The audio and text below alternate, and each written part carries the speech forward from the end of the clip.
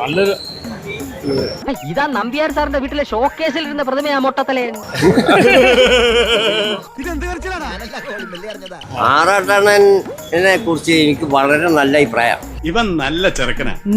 കാരണം ബുദ്ധിമാനാണ് അയാൾ. ഇത്തിക്കര അമ്മാവിന് ശേഷം ഈ കുടുംബത്തിൽ ഇത്രയും ബുദ്ധിയുള്ള ഒരുത്തൻ ഉണ്ടായിട്ടില്ല, ഇനി ഉണ്ടാകുകയില്ല.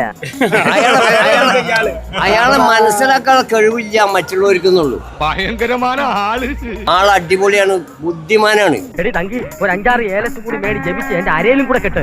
ഇവനെ ദൃഷ്ടിപ്പെടും, അത്രയ്ക്ക് ബുദ്ധിയാ. എന്റെ സ്വന്തം അഭിപ്രായം ഞാൻ പറഞ്ഞു. ഞാൻ ഒരാളെ ഒരു പ്രാവശ്യം കണ്ടാൽ മതി,